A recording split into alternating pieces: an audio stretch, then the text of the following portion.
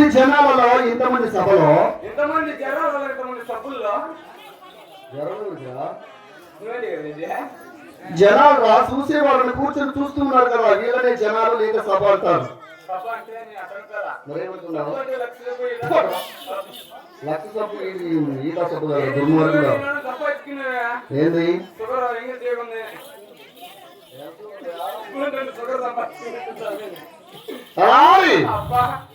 నువ్వు పడబడబడబడబడబడి వాడితే నాకు ఎలా అర్థమవుతుందిరా?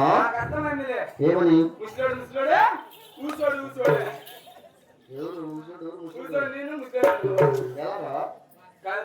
ఏమి 7 మంది కుమారులు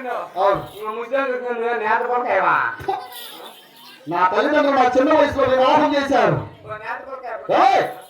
15 సంవత్సరాల వయసులో నా తల్లిదండ్రులు నాకు వివాహం చేశారు. 17 ఏళ్ళకే తట్టుకోలేకపోయినా 30 ఏళ్ళు వచ్చినా తట్టుకోన్నారు.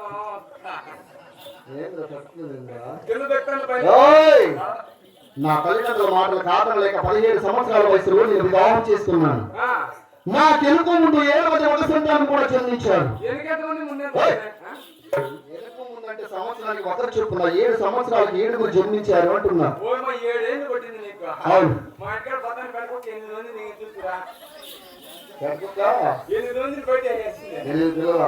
అవి జంతువులు రా.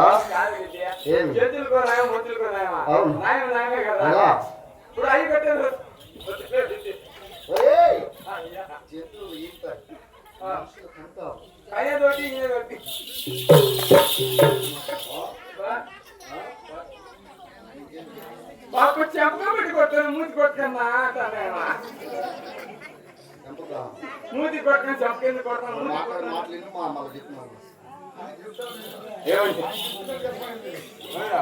రామయ్య ఏమయ్యా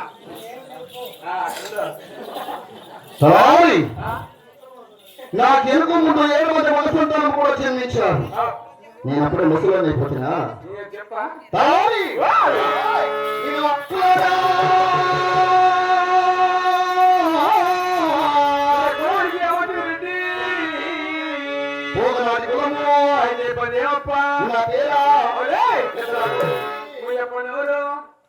వచ్చిందనుకో ఆ కాని జరిగి పక్క ఈ మధ్యలో బ్రిడ్జి ఉంది, బ్రిడ్జి ఇక్కడ చేసి పెట్టుకుంది.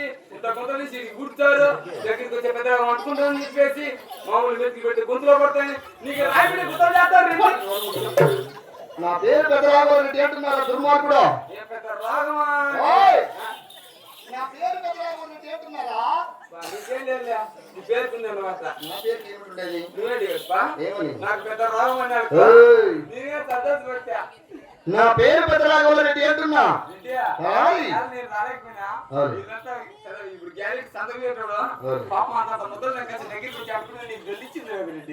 దుర్మార్గుడా, నాకు ఎటువంటి చెప్పు లేదు. అర్థమైందా? కాదు ఏమి ముద్దలు పెట్టుకున్నా సంత తీసుకోవచ్చు నీకు బోండాలు లేకంటే మైసూర్ బుక్లో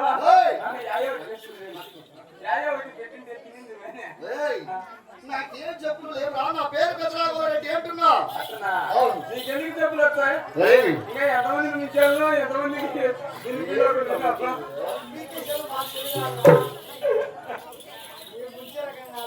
నువ్వా నిన్ను నమ్ముకుంటూ వాడు పానంతో పైకి పోవాలా? అటువంటి వాళ్ళు కాదు మేము. నువ్వైతే కాదు, అయితే కలర్ మహా చెడ్డ.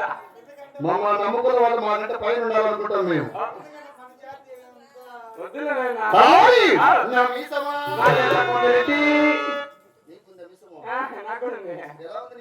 నీకు పైకి నాకు కిందికి ఉంది. పైకి ఎవరికి ఉంటుంది? ఇంటికి కిందికి ఎవరికి ఉంటుంది? నాకే బంగారు పట్టు రత్నాల కిరీటము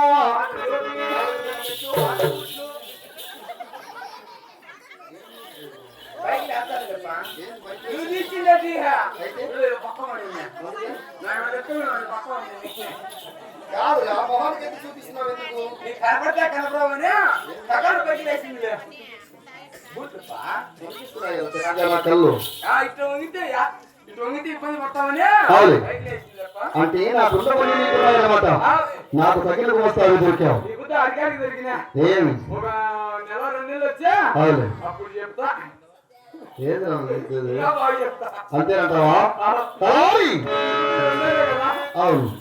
ఆయనను మన వారు కూడా పట్టమన్న 7 మంది కుమారులు, 30 చీతగాళ్ళు, 66 మంది కూలివాళ్ళు, 12 మంది పాలెగాళ్ళు. రామలక్ష్మణ కొడుకైన సేద్యాల్లో పనిపాటల వ్యవసాయం ఏ విధంగా జరుగుతున్నది ఆ విషయం నాతో వివరించంటున్నా. కాదప్పా, ఈ 7 మంది కుమారులు, 6 మంది కోడళ్ళు, 30 చేతిగా 60 మంది కూలీలు. రామలక్ష్మణ కింద సేద్యాలు నాటారు. చేసేది కూడా నేను చెప్పాలంటావు. కాదప్పా, నువ్వు ఎప్పుడన్నా నేను కొండపైకి కొండ కిందగా తొంగి చేయలేదా? నేను సేద్యాలు చేశాను కనుక, నేను కష్టపడ్డాను కనుక, నేను నిన్ను ఆస్తులు సంపాదించాను. కాదప్పా, ఏమి నువ్వు కష్టపడినా కాదన్నా, మరి నువ్వు ఎప్పుడు ఎక్కడ ఉంటావు? అంటే నాకున్న ఆస్తుల గురించి వివరించమంటున్నావు. ఆస్తుల గురించి కాదు నేను చెప్పేది. మరి ఆస్తులు ఆయనకు 2 ఆస్తులు ఉంటాయి. ఇక్కడ 2 ఆస్తులు అంటే ఎత్తుకోవా? ఈ గోడకి కూర్చున్నా నువ్వు చెంగుతాను నీ రీత్యా. అలాగే నాకున్న ఆస్తుల గురించి వివరిస్తాను నేను.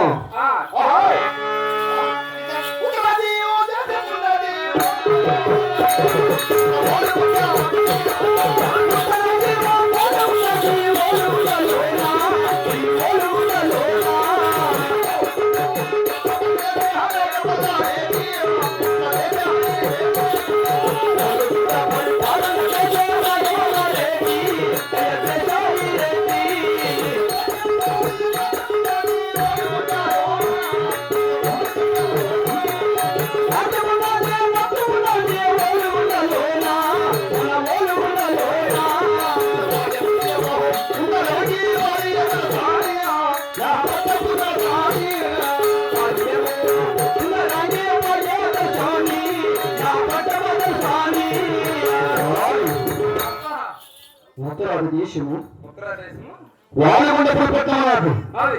వాలుగొండపురి పాలన చేసే పెద్ద రాఘవరెడ్డి నా పేరు. రాజ్యం ఉన్నది, రొక్కం ఉన్నది, మరి ధనం ఉన్నది, ధాన్యం ఉన్నది. ఎక్కడానికి ఏనుగులు ఉన్నాయి, మరి గుర్రపు స్వారీ చేయడానికి గుర్రాలు ఉన్నాయి. ఏ కోట్రా? పూసలు కట్టుకున్నావు, ఆకులు కట్టుకున్నావు, రత్నాలు ముత్యాలా ఏమన్నా కోట్ మానం దేదాడుతుంది. ఎండకాలం కొత్త పెడుతుందని కింద కాడుతుందని 33 గ్రామములకు మున్సిపాలిటీని, 66 గ్రామములకు అమలుదారుని, గోవిందని వారికి గొంతులు కోసెదను, మరి నారాయణ వారికి నాలుగులు కోసెదను.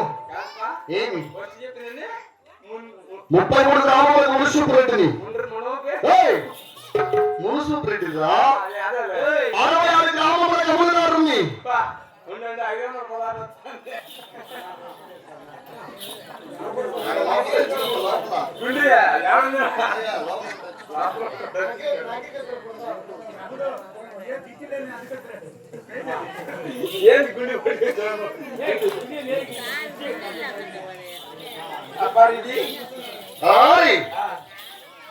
నేను కష్టపడ్డాను కడుకుని నేను ఆస్తులు సంపాదించాను. ఉత్తరాదిన రామలక్ష్మణ కుండలు, దక్షిణాదిన మళ్ళీ రేగడి భూములు. అర్థమైందా? ఏమి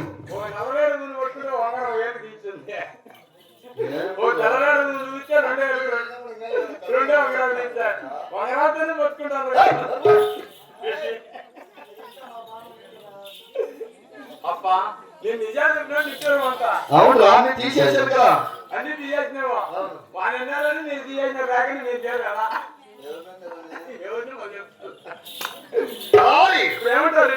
మరి రామలక్ష్మణ గుడికి 7 మంది కుమారులు, 30 చీతగాళ్ళు, 66 మంది కూలి వాళ్ళు.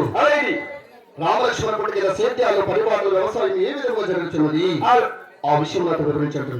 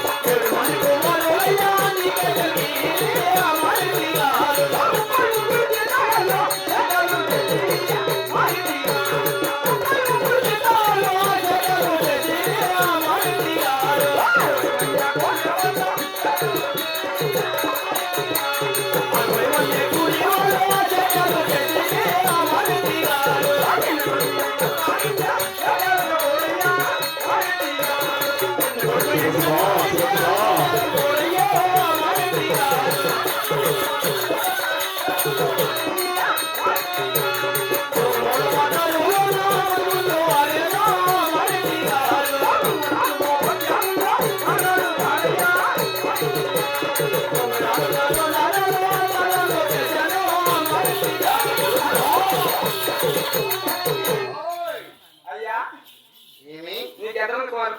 7 మంది కుమారులు కలిగారు. 6 మంది కుమారులు చేతులు చేస్తాను. మరి 7వ వాడు 30 ముగ్గురు చిత్రాలు చేతులు చేస్తాను. అవును 60 మంది కూలి వాళ్ళు చేతులు చేస్తాను. అవును నేను వచ్చినా పుట్టినాడు వాడే పరపోయిన కలర్ మంచి కలర్లే యాడికి వచ్చిందండి నువ్వు వచ్చిన ఏంటిది పా? మీ ఇంటి దగ్గర నేను జీతానికి వచ్చిన తర్వాత పుట్టిన వాడు అంటే నా చిన్న కుమారుడు వెంగళరెడ్డి. ఆయనే అవును చేద్దామని మాట్లాడుకోకన్నా చేయకుండా బాబుల బజార్లో బతికిళ్ళు బతికుండు పాపల బజార్లో సరసంలో సరసంలో. మన పాపల బజార్లో నిలబెట్టడం చెప్పటం జిల్లా కట్టేస్తానంట పరపో నా కొడుకు ఏయ్! నీ గారు పడింది వాడే. నా చిన్న కుమారుడు వెంగళరెడ్డి సేద్యాలు చేయకుండా ఇటు కామవారి పదాలు సరస్సులు ఆడుకుంటూ ఇటు భోగవారి పదాలపై ఆటలు ఆడుతున్నాడంటే కాదు నాకు ఎంత అవమానం, ఎంత వైశనం, ఎంత చిన్నతనంరా. నీకన్నట్టుంది. మరి? ఆ నా కొడుకు గ్యాలరీ గేటే పోతాడు ఏ సేట్ తెస్తాడు సవయవా లేదు నీ మనవయ్య అయ్యో నువ్వు ఎంత టీ పాస్తాడు మనవయ్య మోచేసినా గొప్పయా రాయ్! మరి ఏమి యోచన వివరించినట్టయితే నా చిన్న కుమారుడు దారికి వస్తాడు, వ్యవసాయం చేస్తాడు, మంచి పేరు ప్రఖ్యాతలు చేస్తాడు. అటువంటి యోచన కూడా చక్కగా నాకు వివరించు. చిన్న చేతుకొని నేర్పించినట్టు చేతుకొని అంటే నీకు తెలీదా చూడు ఓ సినిమా అక్కడ చూడా చేతుకొని వానికేం తెలుసు చేతుకొని చేసి ఎర్రగా నల్లగా రాయ్! చెప్పుకున్నాడు చేతి పని అంటే ఏమిటి? పొద్దున్నే బాత్రూమ్ లేకపోతాడు చేపలు చిక్ చేపలు ఎత్తుకొని ఆ కాంచెలు గ్యాలు ఆ కాంచెలు గ్యాలు పోలే కొట్టి నేను బుక్కలుగా తగ్గిన ఏయ్! చేతుకొని చాలా రెడ్డి ఏమిటి? చేతుకొని అంటే అవును ఒక కార్పెంటర్ పని కానీ అవును. ఒక బేల్దార్ పని కానీ ఇంకా? ఒక డ్రైవింగ్ కానీ ఇంకా? ఒక మెకానిక్ కానీ అవును. ఒక ఎస్సీ పని కానీ అవును. ఇవన్నీ చేతులు ఇటువంటి అన్ని చేతి పనులు అంటున్నావు. రాయ్! ఏమి వేసి తెల్లవారితే కట్టుకొని మరకపు సోన పెట్టుకొని ములికలు చేత పట్టి పొలానికి వెళ్ళి సేద్యం చేస్తే నేనేంటి అంటారు. అటువంటి యోచన కూడా చక్కగా నాతో వివరించు. కాదుపా ఏమి? మీ ఇళ్ళలో మడకపోతాను పెట్టుకొని ములిగేసి చేత పెట్టుకుని ఎదో దొరకముతే రెడీ అంటారు అవును. మా ఇళ్ళలో తెలిసిన అట్లా తెల్ల షర్ట్ ఒకటి వేసుకొని జీన్స్ ప్యాంట్ ఒకటి వేసుకొని గల్లీ లేక పులివాట్లు తీసుకొని 30 వాటిపై 20 గ్లాసులు తీసుకుని అది అయిపోయిందాక నాకు అంటారు ఈయనకి ఏం దాపిన అంటారు అది ఉండేది చెప్పు ఏయ్! అటువంటి మనకు అవసరం లేదు. ఎలాగైనా సరే ఆ చిన్న కుమారుడు సేద్యమే చేయాలి. అర్థమైందా? అలా చెప్తా అటువంటి యోచన ఉంటే చక్కగా నాతో వివరించు. అలా చెప్తా